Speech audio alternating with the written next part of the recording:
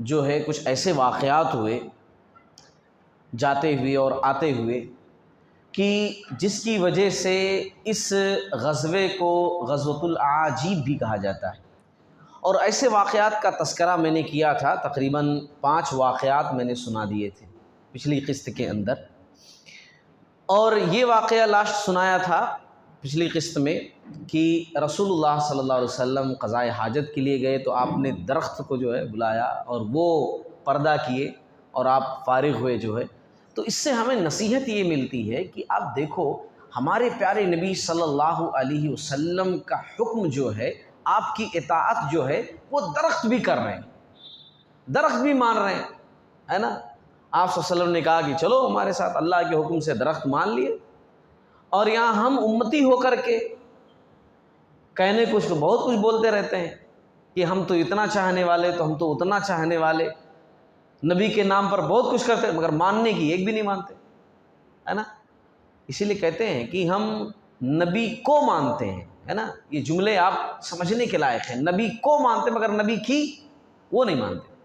نبی کو مانتے ہیں، قرآن کو مانتے ہیں، حدیث کو مانتے ہیں، مگر وہی ہے کہ قرآن کی، حدیث کی، نبی کی وہ نہیں مانتے، ہے نا، وہ نہیں مانتے ہم۔ بہرحال پیارے نبی صلی اللہ علیہ وسلم جب قضائے حاجت سے فارغ ہونے کے بعد آئے، قافلے پہنچے، جابر رضی اللہ تعالیٰ عنہ ساتھ میں تھے، تو آپ صلی اللہ علیہ وسلم نے کہا کہ پورے لوگوں کو بلاؤ، وضو کر لیں سب لوگ، چلو نماز پڑھیں گے، وضو کر لیں سب لوگ۔ اچھا، سب لوگ آئے اور کہا یا رسول اللہ صلی اللہ علیہ وسلم پانی نہیں ہے نا، پانی جو ہے، یہ چھٹا واقعہ ہے اس سفر کا، پانی نہیں ہے، ختم ہو گیا۔ تو آپ صلی اللہ علیہ وسلم نے کہا کہ اچھا ختم ہو گیا، وہ فلاں انصاری ہوں گے، دیکھو ان کے پاس پانی ہوگا، گئے نہیں ان کے پاس بھی پانی نہیں ہے، کچھ ہوگا، لوگ ان کا مشکیزہ اٹھا لائے جس میں پانی بھر کر رکھتے ہیں۔ وہ مشکیزے میں اتنا پانی تھا کہ پورا اڈیل تو بولے تو ٹپ دے ایک قطرہ گریں گا، اتنا ہی پانی تھا۔ تو آپ صلی اللہ علیہ وسلم نے کہا کہ اچھا ایک کام کرو کہ ایک بڑا پیالہ لے کر آؤ، کوئی ہے نا، بڑا برتن لے کر کے آؤ۔ لے کر آئے، جس کے پاس تھا لا کر کے رکھے۔ آپ صلی اللہ علیہ وسلم نے کیا کیا کہ جابر رضی اللہ تعالیٰ عنہ سے کہا، اپنا ہاتھ جو ہے نا وہ پیالے کے اندر رکھا، انگلی ہاتھ ایسا رکھا، اور جابر رضی اللہ تعالیٰ عنہ سے کہا کہ جابر بسم اللہ پڑھ کر کے یہ مشکیزہ ذرا جو تھوڑا سا پانی نا، 1 بوند 2 بوند اس کے اندر، وہ ذرا ٹپکاؤ میرے انگلیوں پر، یہاں برتن کے اندر یہاں ٹپکاؤ۔ انہوں نے بسم اللہ پڑھ کر ویسے ٹپکایا۔ اب آپ صلی اللہ علیہ وسلم جہاں ہاتھ رکھے ہوئے تھے وہاں آپ سے پانی نکلنا شروع ہوا، وہاں سے پانی نکلنا شروع ہوا، وہ پورا برتن بھر گیا۔ آپ صلی اللہ علیہ وسلم نے پورے لوگوں سے کہا کہ بھائی جتنا ضرورت ہے پانی لے لو سب لوگ۔ پورے لوگ آئے، کوئی مشکیزے میں بھر لیا، کوئی اپنے اونٹوں کو پلایا بھر بھر کر لے جا کر کے، ہے نا، اونٹ بھی پیاسے تھے۔ وضو کیے پورے لوگ۔ اس کے بعد تمام لوگ ضرورت سے جو ہے جب فارغ ہو گئے، آپ صلی اللہ علیہ وسلم نے ہاتھ ہٹایا تو پورا پیالہ بھرا ہوا، پورا پیالہ جو ہے بھرا ہوا۔ یہ آپ صلی اللہ علیہ وسلم کا معجزہ تھا۔ صحیح مسلم کی حدیث ہے، باقاعدہ یہ صحیح مسلم کی یہ حدیث ہے۔ ایسا نہیں ہے کہ ہم کوئی کہانیاں سنا رہے ہیں، ہم کوئی قصے سنا رہے ہیں، فلاں بزرگ ایسا بولے تھے، فلاں آدمی ایسا سنے تھے، فلاں صاحب ایسا کہے تھے، ایسی باتیں نہیں ہیں۔ یہ وہ باتیں ہیں کہ پیارے نبی صلی اللہ علیہ وسلم کے جو معجزات ہیں وہ بتائے جا رہے ہیں۔ صحابہ جب دیکھے تو ان کا ایمان اور تازہ ہو گیا۔ ظاہر سی بات ہے، ایسے مناظر جب ہمارے سامنے ہوں اور آنکھوں کے سامنے ہوں تو ایمان تازہ نہیں ہو جائے گا، ہے نا۔ ہم لوگ تو جو ہے بیگن میں، سبزیوں میں ذرا سا کہیں اللہ والا شیپ ایسا دکھائی دیتا نا، ارے سبحان اللہ، اللہ دکھ کر کے آ رہا دیکھو اس میں، یعنی فوٹو لے کر کے واٹس ایپ پر ادھر ادھر بھیجنا شروع کر دیتے۔ حالانکہ وہ اللہ ایک ایسا ورڈ ہے الحمدللہ کہ ذرا سا ایسا شیپ میں، اکثر کبھی بادل کو آپ غور سے دیکھو تو کچھ نہ کچھ آپ کو دکھائی دے گا، ہے نا۔ ایسا دماغ میں سوچو کہ محمد لکھا ہوا ہے صلی اللہ علیہ وسلم، تو ارے ہاں وہاں دیکھو لکھا ہوا ہے، پہاڑ کو دیکھو، کوئی چیز سوچ کر کے تو آپ کو نظر آئے گی۔ تو ہم مسلمان ایسے ہی ڈھونڈتے اور اسی میں خوش رہتے ہیں۔ اور یہ صحابہ اللہ رب العالمین نے ان کو اتنا خوش نصیب بنایا تھا کہ نبی صلی اللہ علیہ وسلم جو معجزات سامنے ہوتے تھے نبی کے ذریعے سے، وہ آنکھوں سے دیکھتے تھے، ان کا ایمان اور تازہ ہو جاتا تھا۔ اچھا، ایک 7واں واقعہ ہوا کہ آپ صلی اللہ علیہ وسلم صحابہ سے باتیں کر رہے تھے کہ سیدنا علبہ بن زید حارثی، سیدنا علبہ بن زید حارثی رضی اللہ تعالیٰ عنہ، یہ کہیں ریت میں شتر مرغ جو ہے وہ انڈے اپنے دبائے ہوئے تھا. اب شتر مرغ انڈے دبا دیتے ہیں نا ریت کے اندر بچے ہونے کے لیے, وہ اٹھا لائے وہ 3 انڈے. اب شتر مرغ کے انڈے آپ دیکھے ہوں گے بچے, ہے نا, بڑے بڑے ہوتے ہیں, ہے نا, وہ انڈے اٹھا لائے انہوں. آپ صلی اللہ علیہ وسلم نے کہا جابر رضی اللہ تعالیٰ عنہ سے کہ جابر سالن بنا کر لے کر آؤ اچھا ذرا. اب جابر رضی اللہ تعالیٰ عنہ گئے, سالن بنا کر لے کر آئے, مگر خالی سالن تھا, یعنی انڈے کا سالن, روٹی ووٹی کچھ تھی نہیں. اور ڈھونڈنے نکلے کسی کے پاس کچھ ملے گا تو نبی کی خدمت میں پیش کریں گے. ہاں, صحابہ کو اپنی زیادہ فکر نہیں ہوتی تھی, سب سے زیادہ فکر وہ لوگ پیارے نبی صلی اللہ علیہ وسلم کی کرتے, پیارے نبی صلی اللہ علیہ وسلم کو پہلے کھلانا. اب جابر رضی اللہ تعالیٰ عنہ پورے لوگوں میں, حالانکہ 400 یا 800 لوگ تھے, میں نے پہلے ذکر کیا, اتنے سارے لوگ, سب کے پاس کسی کے پاس روٹی ہے, روٹی ہے, روٹی ہے, روٹی کچھ بھی ہے, کسی کے پاس کچھ نہیں, کچھ بھی نہیں ہے کسی کے پاس. آئے بولے یا رسول اللہ صلی اللہ علیہ وسلم آپ یہی چاہیں, نہیں ملا, کچھ بھی نہیں ملا. تو آپ صلی اللہ علیہ وسلم نے کہا کہ کوئی بات نہیں, آؤ بلا لو, جتنے لوگ ہیں بلا کے لے کر آؤ, چلو انڈا ہی کھاتے ہیں, ہے نا, کوئی بات نہیں, الحمدللہ انڈا ہی کھاتے ہیں. تو بہرحال پورے لوگ جو ہے کھانے لگے. نبی کی ذات سے برکت دیکھیے کہ سارے لوگ آ رہے ہیں, انڈا کھا رہے ہیں, پیٹ بھر گیا میرا, اب جا رہا ہوں. وہ سالن میں سے نکال کر کے انڈا کھا رہے ہیں وہ لوگ. اور اس کے بعد 1 گئے, 2 گئے, 3 گئے, کھا کر جا رہے, پورے لوگ کھا لیے, پورے لوگ جو ہے کھا لیے. اور پھر اس کے بعد موسم تب تک خوشگوار ہو گیا, دھوپ تھوڑی تمازت کم ہو گئی, ڈھل گئی. پھر اس کے بعد سفر دوبارہ شروع کیا گیا. جو وہاں رکے ہوئے تھے نا, ڈیرا ڈالے ہوئے تھے, رکے ہوئے تھے, وہاں سے سفر دوبارہ شروع ہو گیا. اب جو ہے ایک 8واں واقعہ اس سفر کے اندر یہ ہوا کہ اچھا, یہ 8واں واقعہ سننے سے پہلے ایک اصول جان لو, اور شاید ہم میں سے بہت کم لوگ ہوں گے جو اصول کو جانتے ہوں. غور سے سنو اس بات کو, بڑے سمجھنے والی بات ہے. بات یہ ہے کہ رحمت عالم صلی اللہ علیہ وسلم کی شفقت و رحمت مومنوں کے لیے جنت کے حصول کا ذریعہ ہے. آپ صلی اللہ علیہ وسلم رحیم ہیں, کریم ہیں. آپ صلی اللہ علیہ وسلم کی رحمت, شفقت, دعا, مہربانی, یہ ایک آدمی کو جنت میں داخلہ دلا سکتی ہے نا, جس کے ساتھ کریں وہ آدمی جنت میں چلا جائے گا. لیکن ایسا بھی ہے کہ پیارے نبی صلی اللہ علیہ وسلم کسی کو ڈانٹیں اور اس ڈانٹ کی وجہ سے آدمی جنت میں چلا جائے, ہے نا کمال کی چیز. اسی لیے غزوۃ العاجیب اس کو کہتے ہیں. عجیب عجیب چیزیں یہاں ہوئیں اس غزوے کے اندر. آپ صلی اللہ علیہ وسلم رحمت نہیں, بظاہر رحمت کی دعا نہیں دے رہے ہیں, آپ صلی اللہ علیہ وسلم غصے سے بول رہے ہیں, اور آپ صلی اللہ علیہ وسلم ایسا لگ رہا ہے کچھ غلط بول رہے ہیں اس بندے کے تعلق سے, کوئی لعنت والی بات کر رہے ہیں یا کچھ ایسی جملے ادا کر رہے ہیں جو سننے میں ذرا الگ لگیں, مگر پھر بھی انہی جملوں کی وجہ سے آدمی جنت میں چلا جائے. آپ صلی اللہ علیہ وسلم کی ایک حدیث سنو. آپ صلی اللہ علیہ وسلم نے ایسی دعائیں کی ہیں, صحیح بخاری کی روایت ہے. آپ صلی اللہ علیہ وسلم نے دعا کرتے ہوئے کہا, اے اللہ میں نے جس مومن کو بھی, یہ مومن لفظ پر غور کرنا, آپ صلی اللہ علیہ وسلم نے سب کے لیے نہیں کہا, آپ صلی اللہ علیہ وسلم نے کہا اے اللہ میں نے جس مومن کو بھی برا بھلا کہا ہو تو اس کے لیے اسے قیامت کے دن اپنی قربت کا ذریعہ بنا دے. میں نے کسی مومن کو اگر برا بھلا کہا, کسی بات پر ڈانٹا, ایسا کیوں کر رہے ہو, یہ کیوں کر رہے ہو, ایسا کیوں کر رہے ہو, غلط ہے, سوال اپنا ڈانٹا آپ صلی اللہ علیہ وسلم نے غصے سے کسی کو, ہے نا, تو اس ڈانٹ ڈپٹ کو اے اللہ رب العالمین تو اس کے لیے قیامت کے دن اپنی قربت کا ذریعہ بنا دے, اپنے قریب کر لے اس ڈانٹ ڈپٹ کی وجہ سے. آپ صلی اللہ علیہ وسلم نے یہ دعا مانگی, لیکن کس کے لیے, مومن کے لیے.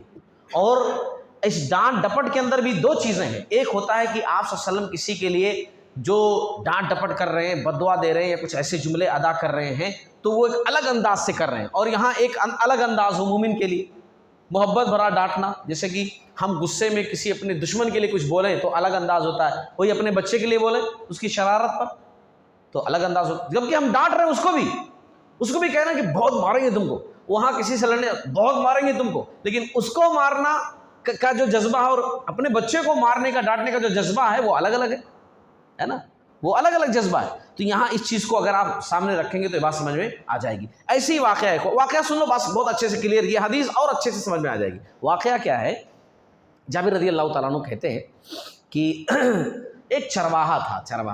جیسے کیا ہے کہ سفر پر جب جاتے تھے نا تو ایسے لوگوں کو بھی ساتھ میں رکھتے تھے کہ بھائی آپ جو ہے اونٹوں کی دیکھ بھال آپ کی ذمہ داری, ان کے واسطے چارہ لانا, یا ان کو ہم یہاں پڑاؤ ڈال لیے, یہاں رک گئے تھوڑی دیر کے واسطے, گھنٹے 2 گھنٹے 4 گھنٹے 5 گھنٹے کی کچھ کھا پی کر کے نکلیں گے تو, یا سستا کر کے نکلیں گے, تھوڑا آرام کر کے نکلیں گے, تو آپ کی ذمہ داری کہ آپ جا کر کے اونٹوں کو ذرا کچھ کھلا پلا کر لے کر کے آؤ, ہے نا.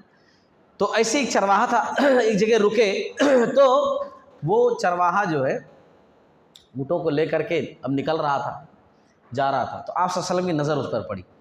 تو وہ چرواہا، مسلمان تھے انہوں، ہے نا، مگر چرواہا میں اس لیے کہہ رہا ہوں کیونکہ ان کی ذمہ داری تھی، ہے نا. چرواہے سے ایسا مت سمجھیے گا.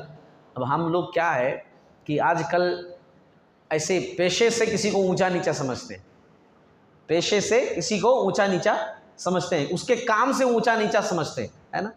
صحابہ کرام ایسا نہیں تھے. صحابہ کرام کا معیار یہ نہیں تھا کہ کسی کو اس کے کام کی وجہ سے اونچا نیچا سمجھا جائے. اگر ہم آج کے دور میں کسی آٹو ڈرائیور ہے یا کوئی اور چیز ایسا ورک کرنے والا، عام کام کرنے والا، تو یہی ہے نا، اور کوئی آفس میں بیٹھنے والا، ان کے کام سے ہم ان کے رتبے کو گھٹاتے بڑھاتے ہیں. صحابہ کرام کا نظریہ نہیں رہتا تھا.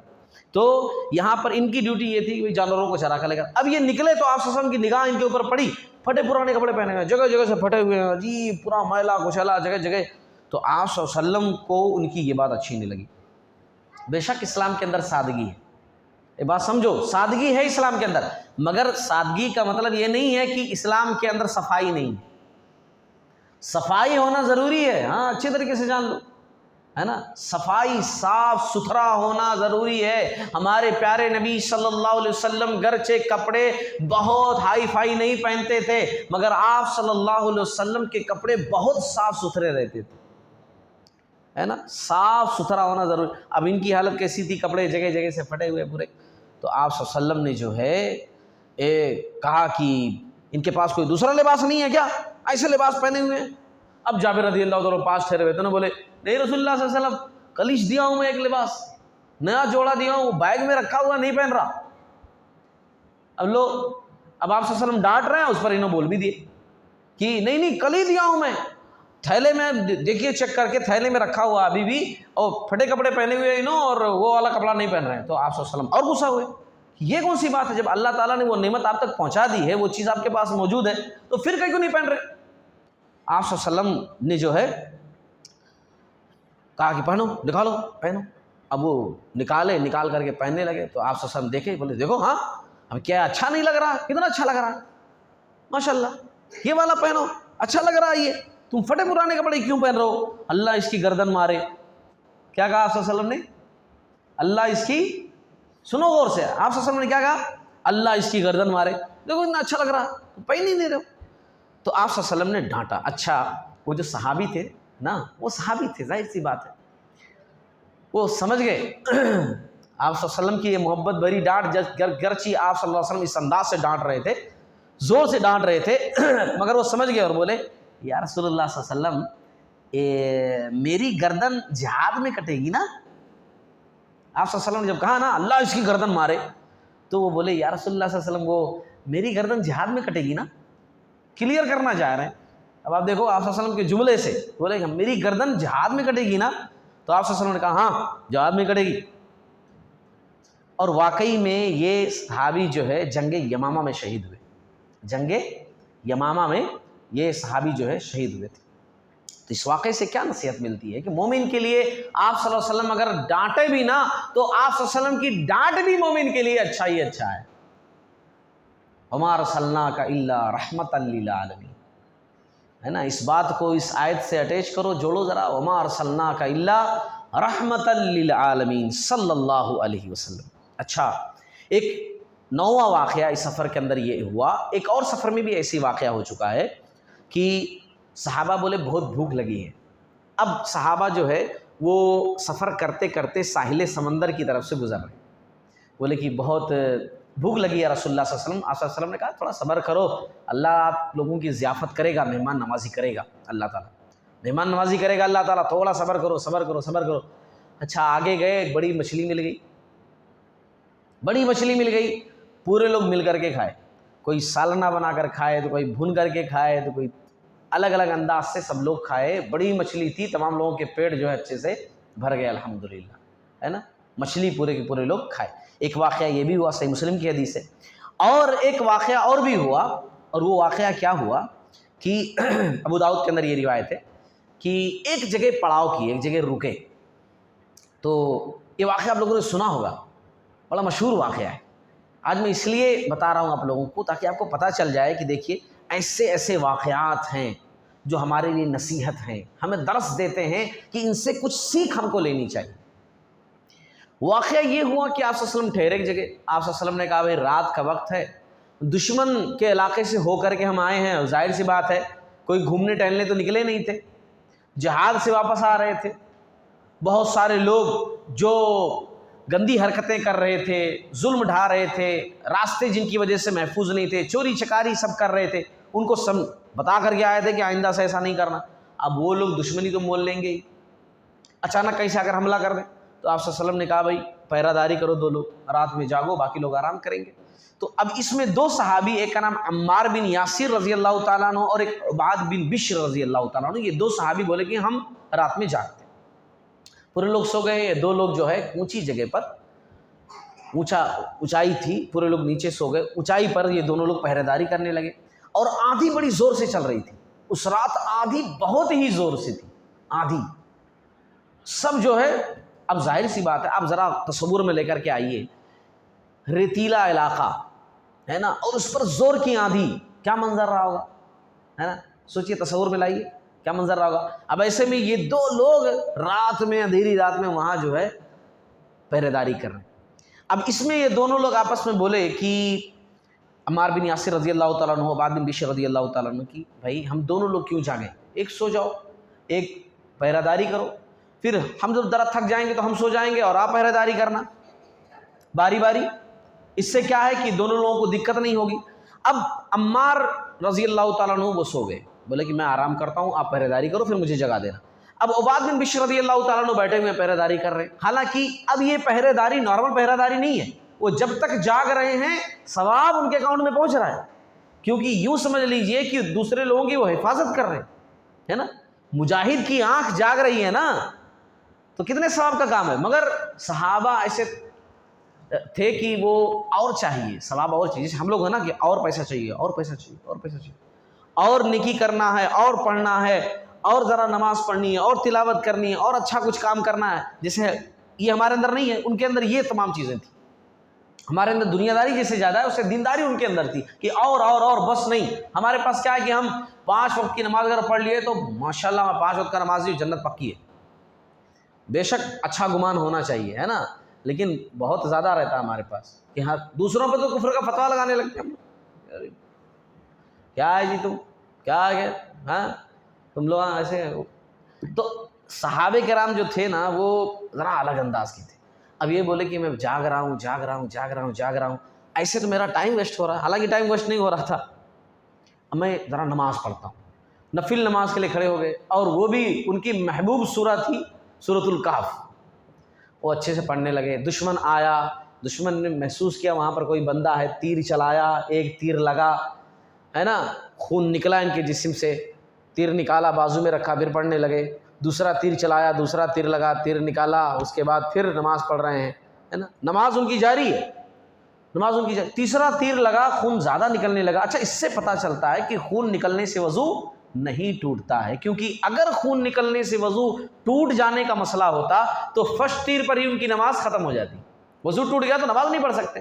لیکن تیر لگ رہا ہے تو تیر لگنے سے ظاہر سی بات ہے کہ تیر لگنے سے خون تو نکلے گا، ہے نا، تو اس سے معلوم ہوا اس واقعے سے کہ خون نکلنے سے وضو نہیں ٹوٹتا ہے۔ اب کوئی آدمی کہے کہ نہیں ہم جائے نمازہ کتنا بھی گندے کر لینے دو، ہم باہر نہیں جائیں گے، وہ ایک ایسا سین تھا، ایسا منظر تھا جہاں جائے نماز وغیرہ گندا ہونے کا مسئلہ ہی نہیں تھا، ہے نا، ایک زمین پر کھڑے ہو کر کے وہ نماز پڑھ رہے تھے۔ اب یہاں جو ہے اگر کسی کو خون نکلنے لگے، نارمل خون کہیں نکلے ٹھیک ہے، لیکن جب وہ دیکھے کہ بھائی جائے نمازوں پر لگ جائے گا، دوسروں کو دقت ہوگی، تو اس بہتر یہ ہے کہ وہ نماز توڑ کر کے نکل جائے۔ مسجدوں کا مسئلہ الگ رہتا ہے نا، یہاں پورا سیٹ اپ الگ رہتا ہے، لیکن رولز تو یہ بات ہمیشہ یاد رکھیے کہ خون نکلنے سے وضو نہیں ٹوٹتا ہے۔ لیکن اب یہ جب تیسرا تیر لگا تو نماز تھوڑا جلدی ختم کر دیے، اور اپنے بھائی جو ہے عمار بن یاسر، اپنا ایمانی بھائی، ان کو جگائے، بولے کہ بھائی حملہ کوئی کر رہا ہے، تو انہوں بھی اٹھ گئے حملہ کرنے کے لیے۔ اب جب اس دشمن نے دیکھا کہ 2 نظر آ رہے ہیں تو چلا گیا، وہ بھاگ گیا۔ انہوں بولے کہ عمار بن یاسر رضی اللہ تعالیٰ عنہ، فرسٹ تیر لگا تھا تو بتانا تھا مجھے، 3 تیر لگ چکے ہیں آپ کو۔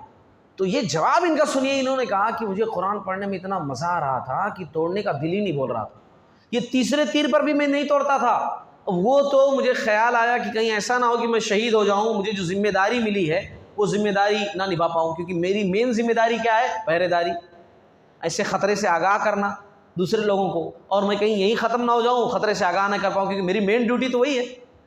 تو اس کی وجہ سے میں نے جو ہے نماز چھوڑ دی۔ آپ سوچئے ذرا کہ کیسے لوگ تھے، ہے نا، کیسے لوگ تھے کہ نماز کو اتنا اہم رکھتے تھے اور اتنے اچھے انداز سے نماز پڑھتے تھے۔ ہم لوگ تو جماعت اگر چھوٹ بھی رہی ہے تب بھی کوئی پرواہ نہیں، سب سے پہلے تو ہم دیکھیں گے پنکھے کا بٹن کہاں ہے۔ ہاں، کتنے سارے لوگوں کو آپ محسوس کرو، وہ چاہے ادھر نماز چھوٹ بھی جائے وہ پہلے پنکھے کا بٹن ڈھونڈتے رہتے، پنکھے کے بغیر کچھ نہیں ہو سکتا، ہے نا، وہ پنکھا پہلے چالو کرنا، اس کے بعد ہی نماز ادا کریں گے۔ ٹھیک ہے، اچھی بات، الحمدللہ انتظامات کیے گئے ہیں، مصلیوں کے لیے ہی انتظامات ہیں، سہولت کے لیے انتظامات ہیں، لیکن اس کا مطلب نہیں کہ ہماری زندگی اسی پر ڈیپینڈ ہے، ہماری عبادت اسی پر ڈیپینڈ ہے کہ وہ اگر نہیں تو ہماری عبادت نہیں، ہے نا، ایسا نہیں ہونا چاہیے۔ بات سمجھ رہے ہیں میری باتوں کو؟ تو یہ ایک واقعہ رونما ہوا۔ اچھا، ایک لاسٹ واقعہ اس سفر کا بڑا ہی دلچسپ ہے۔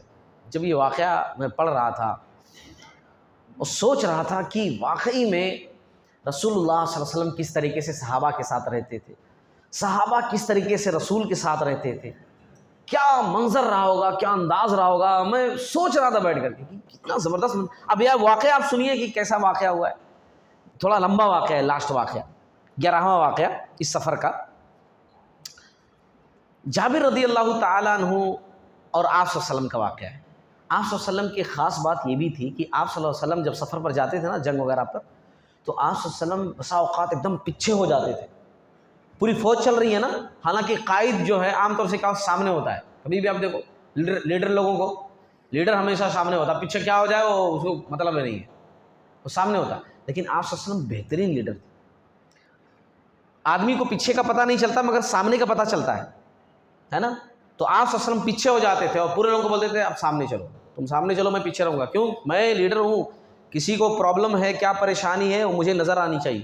اب میں آگے میں ہی چلوں گا تو پیچھے کیا ہو رہا کچھ دکھائی نہیں دے گا، جبکہ میں پیچھے اگر ہو گیا اور پورے میرے سامنے ہیں تو سب دکھائی دے گا نا، کون کیا کر رہا ہے، کون کیا دقت ہے، کیا پریشانی۔ تو آپ ہم پیچھے ہو جاتے، اتنا پیچھے ہو جاتے تھے کبھی کبھی کہ اگر کوئی پیچھے کچھ پریشانی میں رک گیا، کچھ پرابلم ہو گیا، تو آپ صلی اللہ علیہ وسلم پوچھتے تھے کیا ہوا، کیوں رکے ہو، کیا دقت ہے، کیا پریشانی ہے، اور آپ صلی اللہ علیہ وسلم پیچھے ہوئے اس سفر میں، ہے نا۔ تو جابر رضی اللہ تعالیٰ جو ہمیشہ ساتھ ساتھ تھے ہر سفر میں، یہاں وہ ٹھہرے ہوئے ہیں۔ تو بولے کیا ہوا جابر، کیوں اتنا پیچھے کیوں ٹھہرے ہو، پورے تو آگے نکل گئے، آپ یہی چھو۔ تو بولے یا رسول اللہ صلی اللہ علیہ وسلم، میرا اونٹ جو ہے بہت تھک گیا ہے، بہت بیمار ہے، کمزور ہے، اب یہ چل نہیں سکتا، اب کوئی ادھر ادھر سے گزرے گا، دیکھوں گا کچھ مدد ملے گی تو پھر بات بن جائے گی میری، لیکن اونٹ تو میرا آپ جواب دے دیا ہے، اب یہ چل نہیں سکتا، پہلے سے بیمار ہے، بہت کمزور ہے، بہت دبلا پتلا اونٹ ہے، یہ اس پر سفر نہیں ہو سکتا، اسی لیے میں رک گیا یہاں پر۔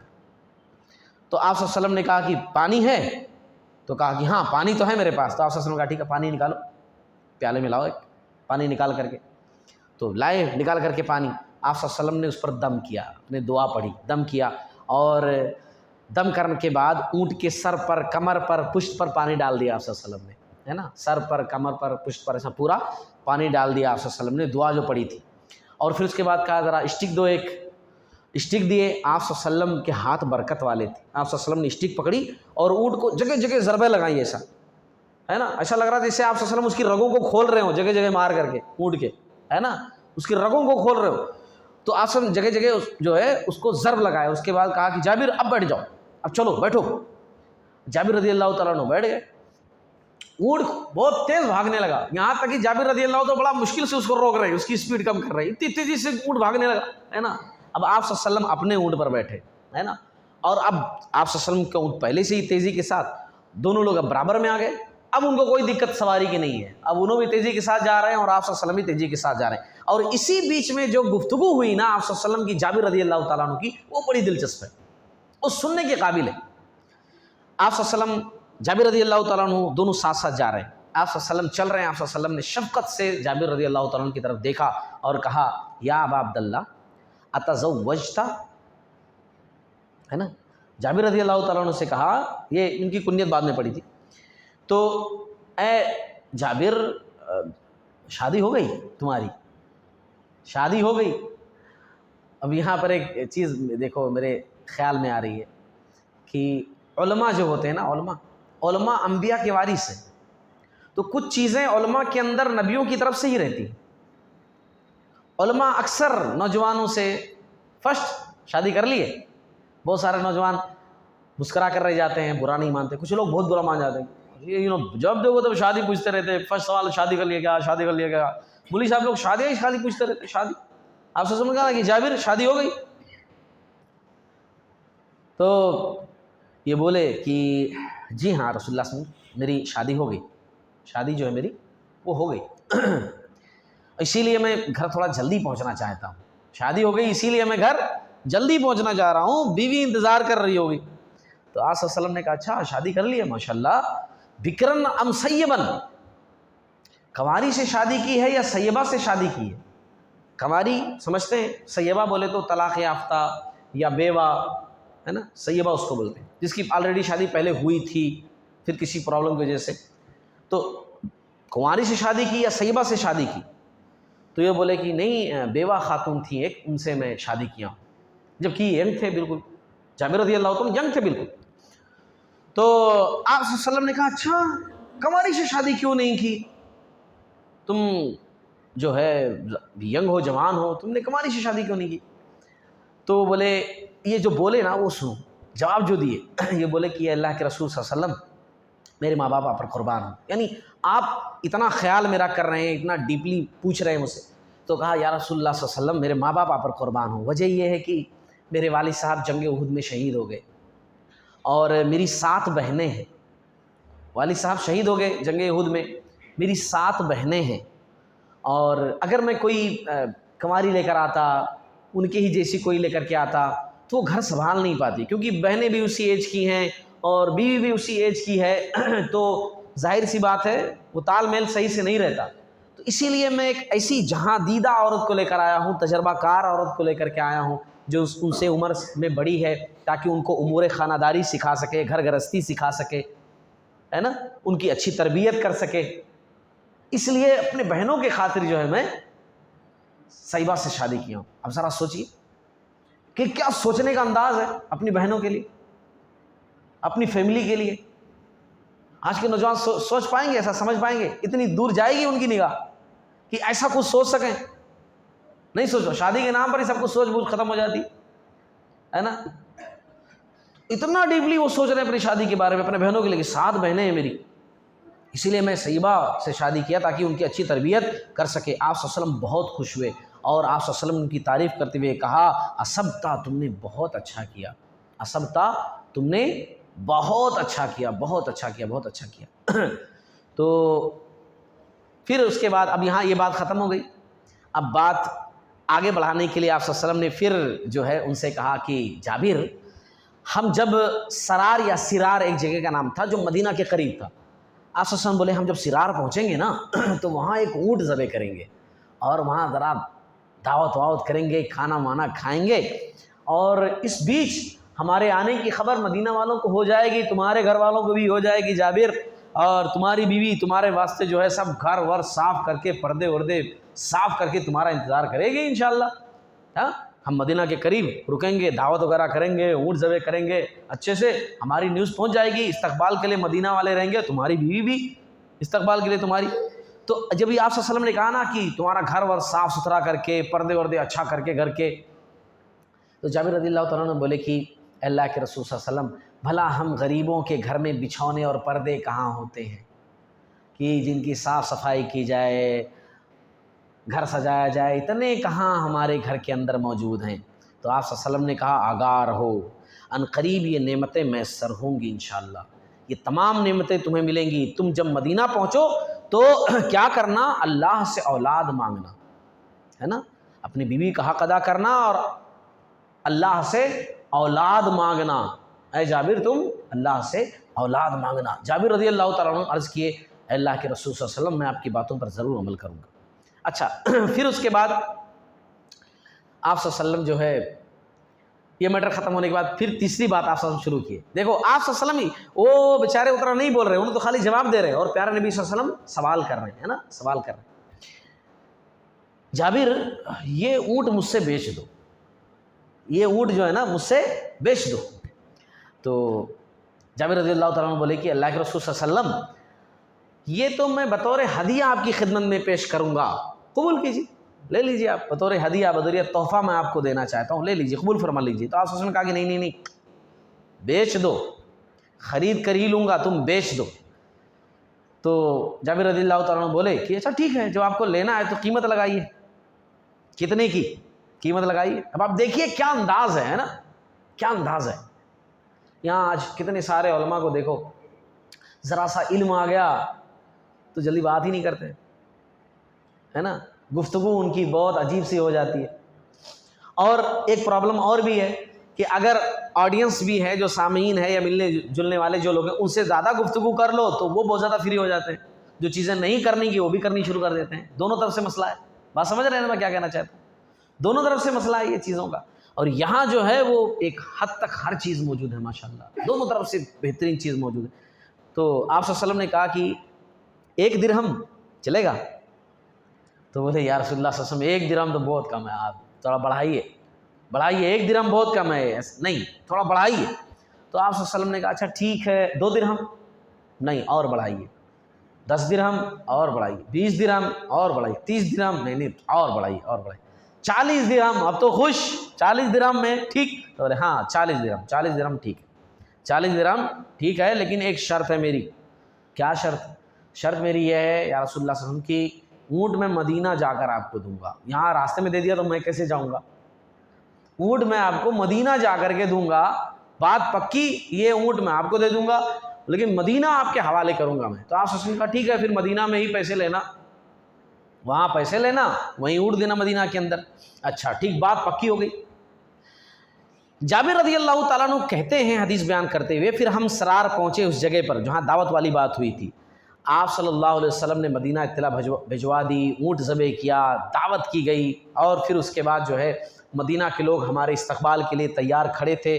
جابر رضی اللہ تعالیٰ عنہ کہتے ہیں کہ ہم رات کے وقت جو ہے گھروں میں پہنچے اور ہماری اہلیہ بھی ہمارا انتظار کر رہی تھی۔ میں نے سفر کی تمام باتیں اپنے اہلیہ کو بتائیں، سفر کی تمام باتیں جو ہے وہ اپنے اہلیہ کو بتائیں، اور یہ بھی بتایا کہ پیارے نبی صلی اللہ علیہ وسلم نے کہا کہ گھر پہنچنا، بیوی کا حق ادا کرنا، اللہ سے اولاد کے لیے دعا کرنا۔ جب بیوی نے یہ جملہ سنا تو بیوی نے کیا کہا وہ سنو۔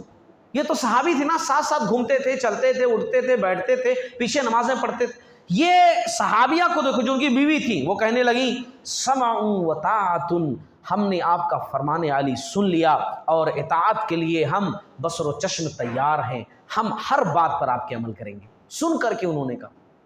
آج ہمارے سامنے بھی حدیثیں سنائی جاتی ہیں، روزانہ ہم کو بتایا جاتا ہے، روزانہ ہم کو سمجھایا جاتا ہے، وہ کوئی فرق نہیں پڑتا۔ مولوی صاحب کا کام ہے حدیث سنانا، وہ اپنا کام کر رہے ہیں۔ وہاں نبی کی بات پہنچی ان تک، کہا کہ سمعوا وطاعۃ، ہم نے سن لیا، ہم نے اطاعت کی، ہم نے سن لیا، ہم نے مان لیا۔ یہ جذبہ تھا ان کے اندر۔ اللہ نے ان کو جو چنا وہ ایسے ہی نہیں چنا۔ آج ہم سوچتے ہیں نا کہ یہ بہت خوش نصیب تھے، اللہ تعالیٰ نے ان کو جو چنا نا وہ ایسے ہی نہیں چنا، وہ تھے بھی ایسے کہ نبی کی معیت کے لیے، نبی کے دور کے لیے ان کو چنا گیا، سلیکٹ کیا گیا۔ تو بہرحال اب تو صبح ہوئی، صبح ہونے کے بعد جابر رضی اللہ تعالیٰ عنہ نماز وغیرہ پڑھنے کے بعد آئے، اس کے بعد جو ہے اپنا اونٹ لے جا کر کے آپ صلی اللہ علیہ وسلم کے حجرے کے سامنے مسجد کے قریب وہاں جا کر بٹھائے، اور نبی صلی اللہ علیہ وسلم کے باہر نکلنے کا انتظار کرنے لگے۔ آپ صلی اللہ علیہ وسلم باہر نکلے تو آپ جابر رضی اللہ تعالیٰ نے کہا یا رسول اللہ صلی اللہ علیہ وسلم آپ کی امانت اونٹ لے کر آیا ہوں، لے لیجئے، وصول کیجیے۔ تو آپ صلی اللہ علیہ وسلم نے کہا کہ ٹھیک ہے، وہاں اونٹ بٹھا دو، اور مسجد کے پاس آئے ہو نا تو جا کر کے وضو بنا کر 2 رکعت پڑھ لو۔ بات سمجھ میں آ رہی ہے؟ یہ چھوٹی چھوٹی چیزیں ہیں مگر سمجھنے کے لیے واقعے کے اندر ہیں کہ بھی مسجد کے پاس آئے ہو نا، مسجد کس لیے ہے؟ نماز پڑھنے کے لیے ہے۔ نماز کا ٹائم نہیں ہے مگر 2 رکعت نفل جا کر مسجد میں ادا کر لو، کم سے کم مسجد کا حق، مسجد سجدہ کرنے کی جگہ ہے نا۔ یہاں ہم تو مسجد میں آ کر کے بھی اتنے بے چین رہتے ہیں کہ جیسے ہی سلام پھیرا جاتا مسجد سے باہر، حالانکہ کائنات کی سب سے عظیم ترین